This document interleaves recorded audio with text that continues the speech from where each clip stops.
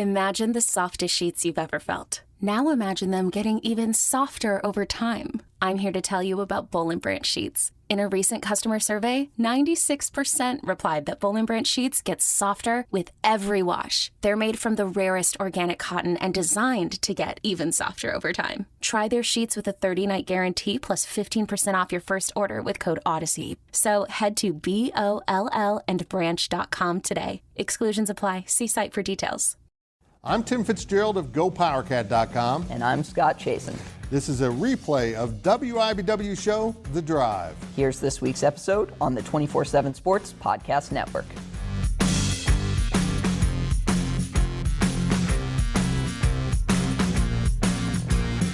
Good evening, Wildcat and Jayhawk fans, and welcome into The Drive, sponsored by Briggs Auto Group. I'm Marleah Campbell, sports director here at WIBW, and the man across the studio from me today is Scott Chasen. Yeah, Marleah, I'm glad you're filling in for Fitz. Much to my chagrin, Fitz will actually be back next week, but very excited to have you here. Thanks so much for having me. I'm happy to be here. And Fitz was at the Wichita State K-State game today, which we're excited to get to later. Jealous he was there.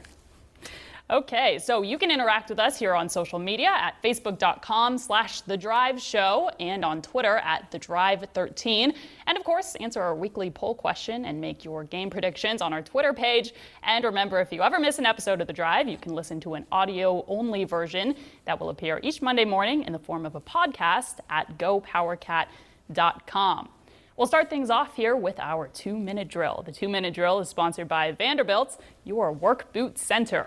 Well, we'll start with football. Kansas State has its bowl game set. The Wildcats will head to Houston to face LSU in the Texas Bowl. Marleah, what do you make of this draw for the Wildcats? I like it. I really do. You know, I was among that cohort that was a little hopeful for the Cheez-It Bowl, but obviously with Iowa State taking the head-to-head game with K-State, I see where that happened. But I think the K-State fan base should be really excited about this one. First of all, it's within driving distance, 10 hours down to Houston, so hopefully a lot of folks are able to make it out. But second of all, you got to look at K-State's opponent, LSU. That's an SEC team with a lot of history, a lot of prestige.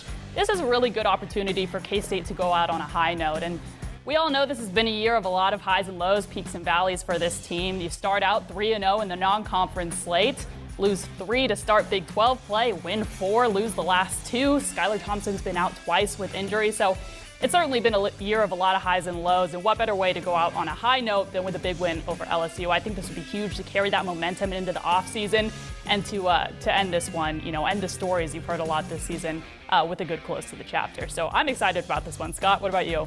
Well, I think it is a good draw, and you mentioned it. K-State has had like a bunch of mini seasons almost when you consider the way things have gone. When they've been good, they've been really good, and it's kind of interesting just how the schedule works out, right? You end the season against Texas. I think a lot of people were disappointed just with the way it ended. Texas was kind of floundering, then ends up beating Kansas State. Well, here's an opportunity to face another marquee program in what feels like a pretty big game and get a win on a national stage. You know that you'll have a ton of eyeballs on you. Marleah, throughout the year, I've been impressed by K-State, by Chris Klieman, just how they've dealt with adversities, how anytime they've hit kind of a valley, they've gotten back on top with a peak. That part of things has been impressive to me, just seeing how their coaches have really handled a lot of the stuff that's gone on. Yeah, and the leadership group with Skylar Thompson in that senior class, even Deuce Vaughn taking the mic, they're always talking about how close this team is in the locker room, and you can see that on the field, on the sidelines. So yeah, this is a close team that's battled a lot of adversity. I'd really like to see them go out on a win here against a good LSU team. They're coming off of a 27-24 win over Texas A&M, so they're playing with momentum. I think we'll have a good one down in Houston. Should be a good one. All right, let's move on to some KU hoops. The Jayhawks defeated St. John's by 20 on Friday. Scott, Christian Brown led the way with a career-high 31 points. What do you think of his performance? Well, it's interesting, Marleah, because Christian Brown scored 30 in a game last year. It was early in the season. But it almost felt fake. That sounds kind of harsh, but he wasn't the player he is now. He's taking like 3 times as many shots this year from 2-point range as he was last year, and like half as many from 3. And that doesn't mean he's become a bad 3-point shooter.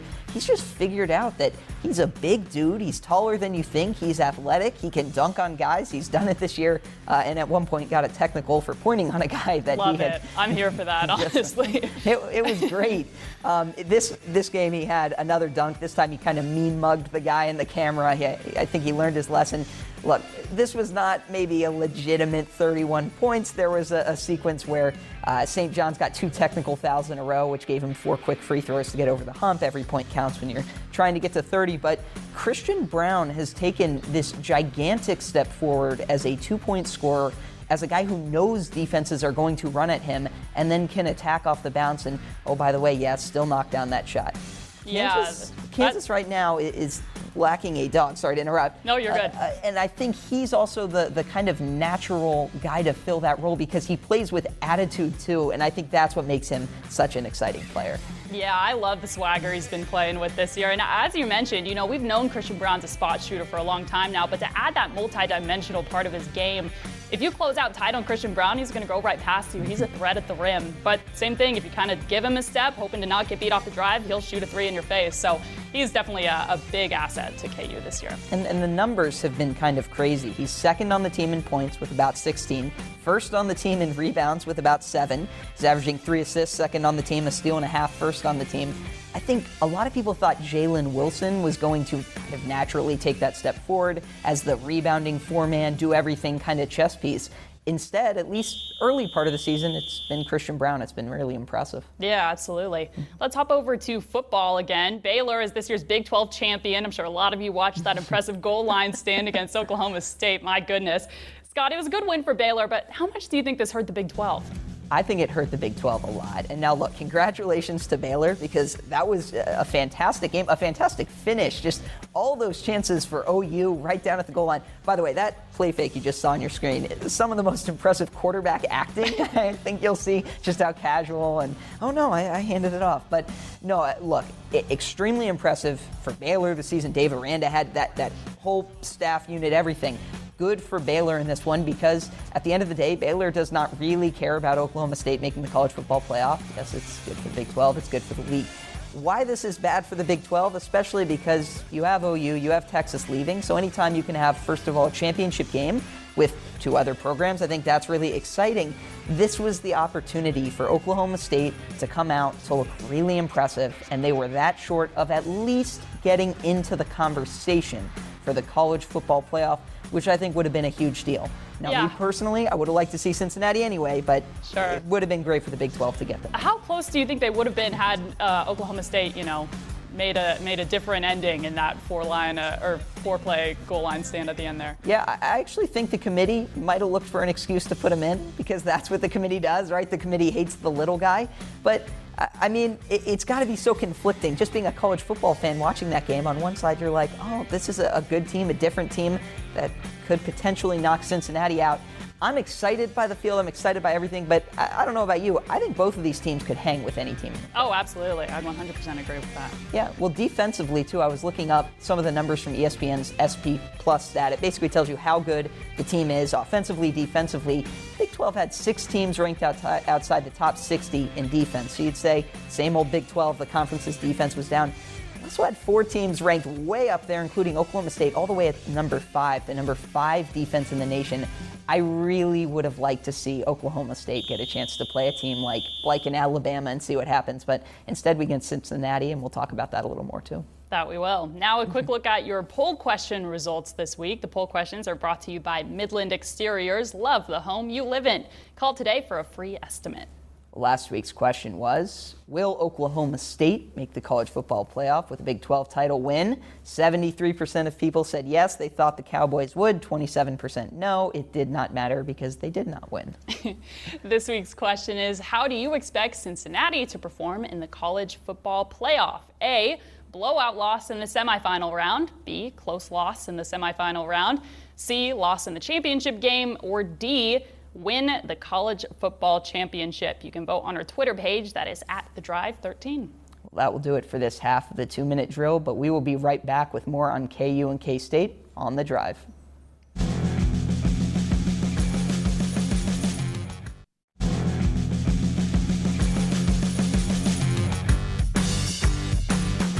Welcome back to The Drive as we continue our weekly 2-minute drill. The 2-minute drill is sponsored by Vanderbilt's Your Work Boot Center. Well, K-State basketball just wrapped up a game against Wichita State. As we were getting ready for today's show, we watched Kansas State pull away late here. Marleah, what'd you see from the Wildcats in today's game, and has anything jumped out to you about that team so far this season? Yeah, first of all, I love that this game was scheduled. So to whoever was involved in making that decision, kudos to you. I hope we see more of this down the road. The first time in 18 years we had this game, and what an atmosphere it was. You know, about an hour before the game, we got a news release from K-State Athletics saying Nigel Pack would not be taking the court today. He got injured in practice. And I think nerves kind of built throughout the K-State fan base at this point. Pack is leading the team in scoring. He's certainly a key part of this team. And, you know, the first couple minutes, K-State didn't give a lot of reason to increase confidence. They were down 12 early, and we're just really struggling out of the gates here. So certainly they picked things up here. They ended up closing the half on a 24-10 run, and they ended up playing really well, taking a 2-point lead at half. And then we got to talk about the final 2 minutes here. We're tied with a little over 2 minutes to go. K-State goes on a 7-0 run in a minute 15. Absolutely huge win for K-State today. On the road, a packed atmosphere, a good Wichita State team that took down Oklahoma State last week. So this is a really good Shocker team.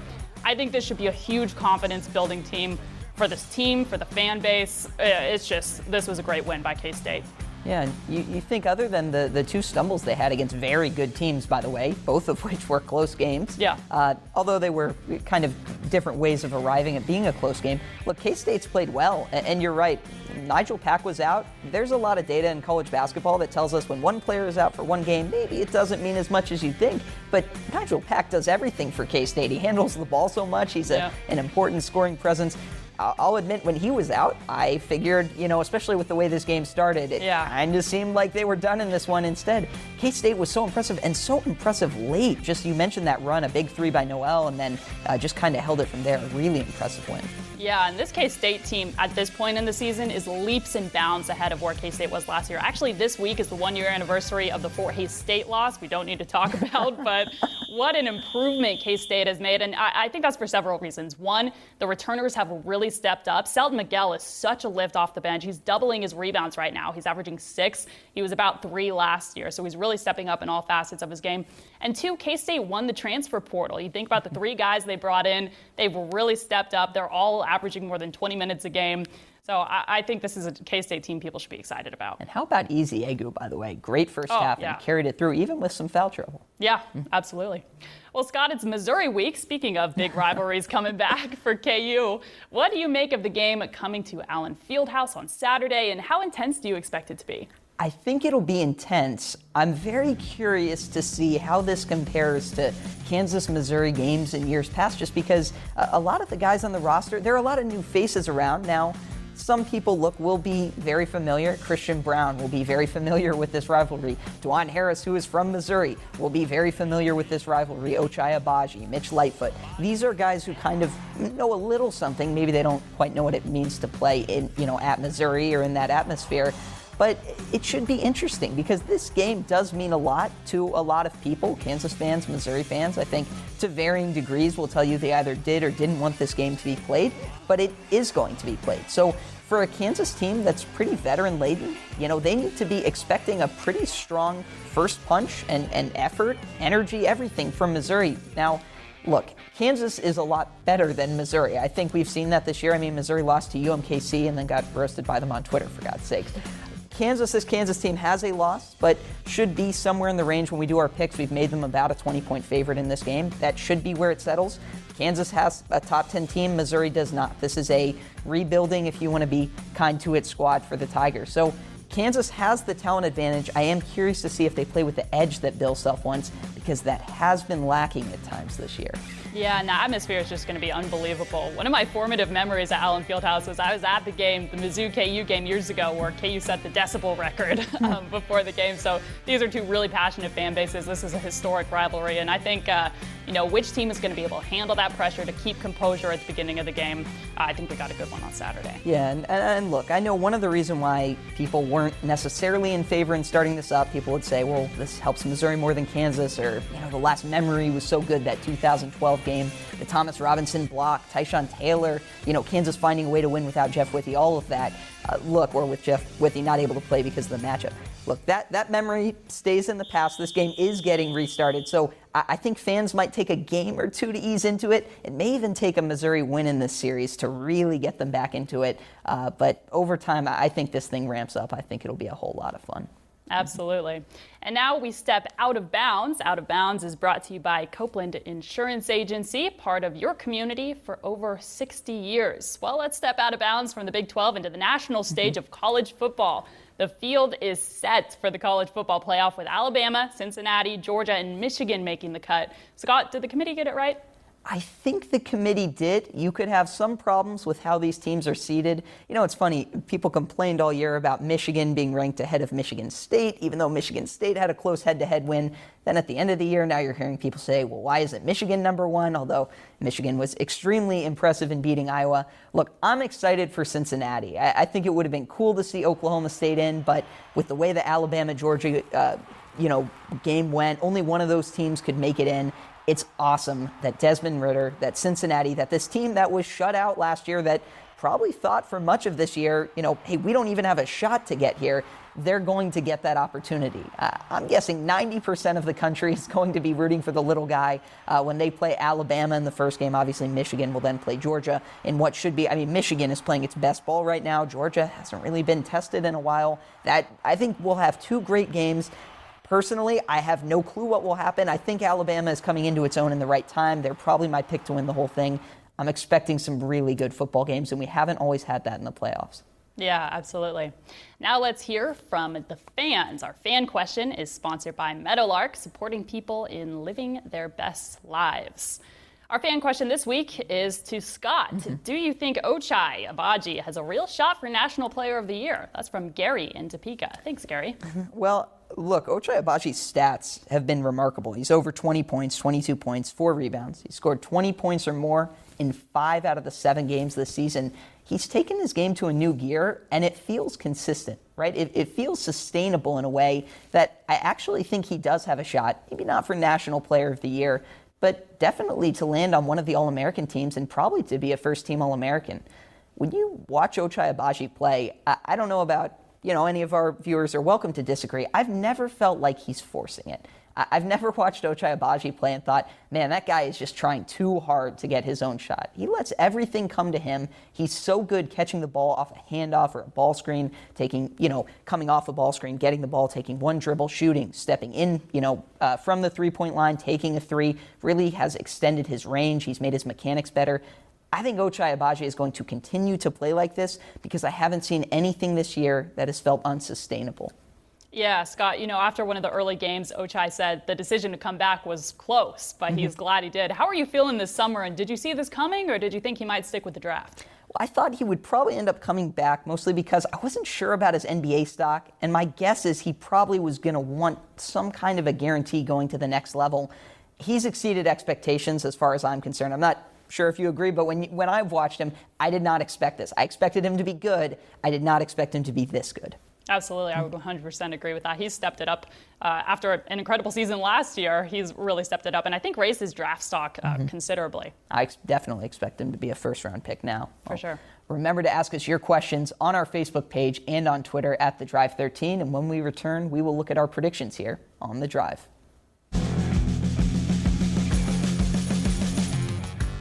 With LinkedIn Jobs, we tap into a network of more than 1 billion professionals to help you find quality professionals quickly and easily for any role you need. Marketing wizards? Found them. Software engineers? Found. That project manager I could never seem to hire? And found. LinkedIn Jobs quickly matches your roles with candidates with the right skills and experience. In fact, 86% of small businesses get a qualified candidate within 24 hours. Post your first job for free and get started at linkedin.com/decide. That's linkedin.com/decide. Terms and conditions apply. Welcome back as we head down the home stretch of this week's show. Now it's time to take a look at our predictions. Remember to make your weekly predictions on our Twitter page. Again, that's at The Drive 13. Let's look at last week's results. The viewers went 2-1. Fitz went 1-2. Scott, you went 2-1. Yeah, it's been a struggle, as you can see from the standings. Fitz now tied with the fans. I know he'll be very excited about that when he gets back. And I'm still back of everyone, just trying to chase a little bit. But Marleah, you have the chance and the opportunity to get Fitz actually turned around. So this is all right, no pressure. Yeah. All right, so we're going to start with KU and Missouri. Scott, I'm going to let you go first on this one. Yeah, so we've made Kansas a 19.5-point favorite. Jayhawks have to win by 20 or more. This is a huge line. I'm still going to take Kansas because I think Kansas is that much better than Missouri. But we'll see. Rivalry games usually tend to be a little bit closer than you'd think.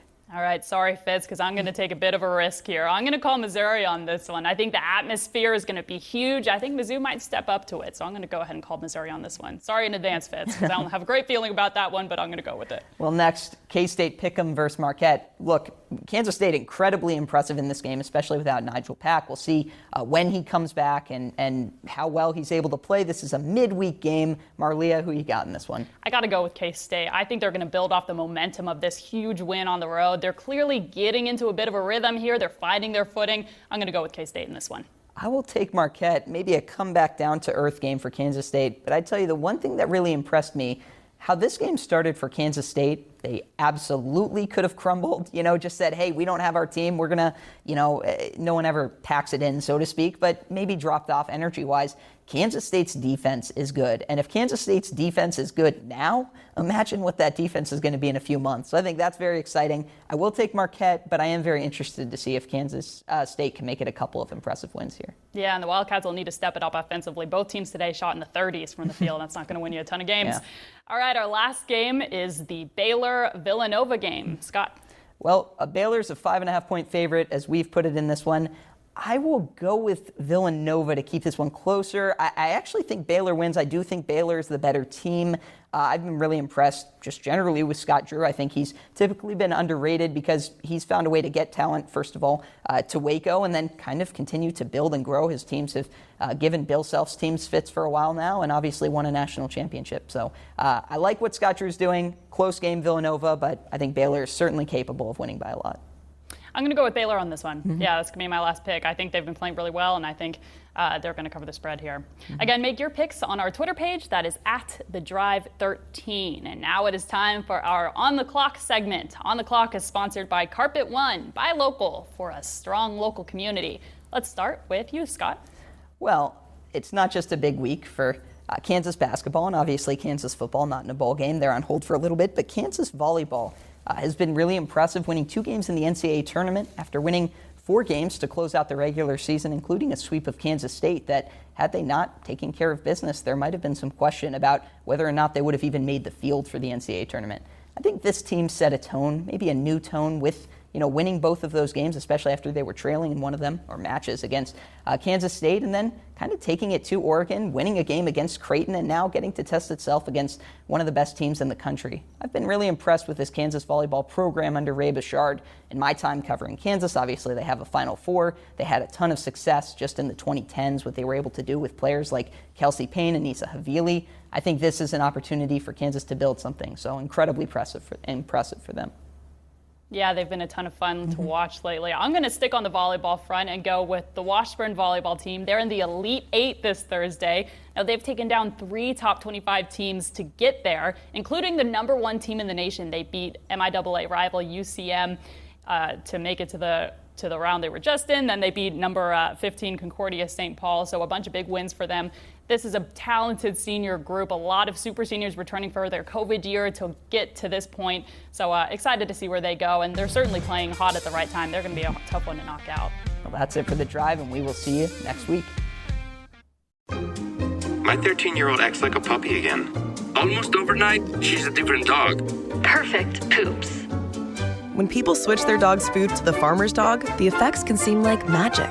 But there's no magic involved. It's simply real meat and vegetables with all the nutrients dogs need, instead of highly processed pellets. No tricks, just smarter, healthier pet food delivered in packs portioned for your dog. It's amazing what real food can do. Get 50% off your first order at thefarmersdog.com/nomagicfifty.